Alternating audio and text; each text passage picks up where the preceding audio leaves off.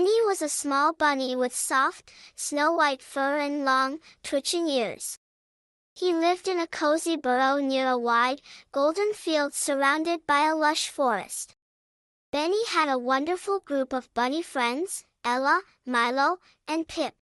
Together, they spent their days hopping through the meadow, nibbling on clover, and playing hide-and-seek among the flowers. But Benny had one big fear that none of his friends shared. At the edge of their field, a wooden bridge stretched over a fast-flowing creek.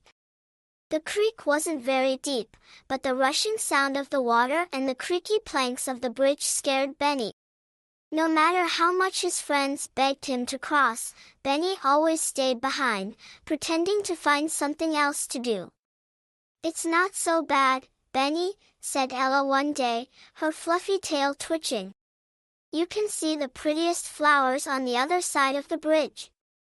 "Yeah," added Pip, bouncing excitedly. "And there are more berries, too." Benny shook his head and twitched his nose nervously. "I'm fine here." "You go ahead," he said. Ella, Milo, and Pip hopped across the bridge, laughing and playing. Benny watched them from the safety of the field, his heart sinking. He wanted to be brave like them, but every time he even thought about stepping onto the bridge, his paws froze, and his ears drooped. That night, Benny curled up in his burrow, feeling a little sad. "Why can't I just cross the bridge?" he whispered to himself. "What if I never see the other side of the creek?" The next morning was bright and sunny. Benny woke up early and decided to graze in the meadow. As he nibbled on some sweet grass, he heard a strange sound, a tiny chirping noise coming from near the bridge. Curious, Benny hopped closer, his ears perked up. When he reached the edge of the bridge, Benny spotted a baby bird tangled in some tall grass beneath it. The little bird flapped its wings helplessly, chirping for help. "Oh no," Benny whispered. He wanted to help the bird, but it was so close to the bridge. His heart began to race. "Should I call for Ella or Milo?" he thought. But he remembered they had gone to the other side of the creek to explore. Benny stared at the bridge, his paws trembling. "I can't leave the bird there," he said to himself. "What if something happens to it?" He took a deep breath. "Okay, Benny. You can do this. One hop at a time." With his heart pounding, Benny placed one paw on the wooden plank of the bridge. It creaked softly under his weight. Benny froze. "It's just a sound," he whispered. "It's not going to hurt me." Gathering his courage, he hopped forward. The wind ruffled his fur, and the rushing sound of the creek grew louder, but Benny kept going. Step by step, he made his way across the bridge, his eyes fixed on the tiny bird below.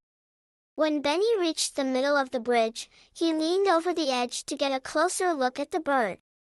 It was a fluffy little thing with bright yellow feathers and tiny black eyes. Its wing was caught in the grass, and it chirped frantically. "Don't worry," Benny said softly. "I'll get you out of there." He hopped down carefully, avoiding the slippery rocks near the creek.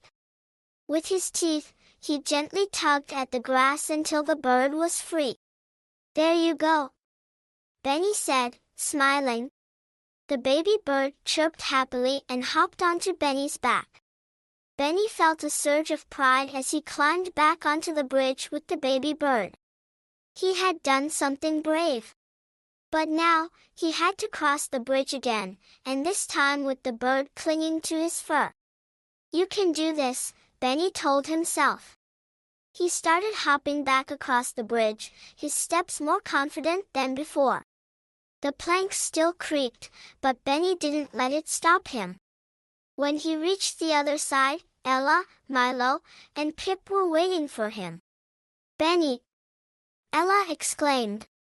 "You crossed the bridge. And you saved a bird," added Milo, his eyes wide with admiration. Pip bounced around excitedly. You're the bravest bunny ever." Benny blushed but couldn't stop smiling. The baby bird chirped again and flapped its wings. "I think it wants to go home," said Benny. He looked up at the trees and spotted a nest high in the branches of an old oak tree. "I'll help you," Benny said to the bird. He climbed carefully up the tree trunk, his friends cheering him on from below. When he reached the nest, he gently placed the bird inside. The bird's mother swooped down, chirping gratefully. Benny climbed back down, feeling a warm glow in his chest. From that day on, Benny wasn't afraid of the bridge anymore. In fact, he loved crossing it to explore the meadow on the other side. He realized that being brave didn't mean never being scared, it meant doing the right thing, even when you were scared. Benny's friends were proud of him, and the animals in the meadow started calling him Benny the Brave. Benny smiled every time he heard it, knowing that he had truly earned the title. And every morning, as the sun rose over the golden field, Benny hopped across the bridge with a confident spring in his step, ready for whatever adventure came next.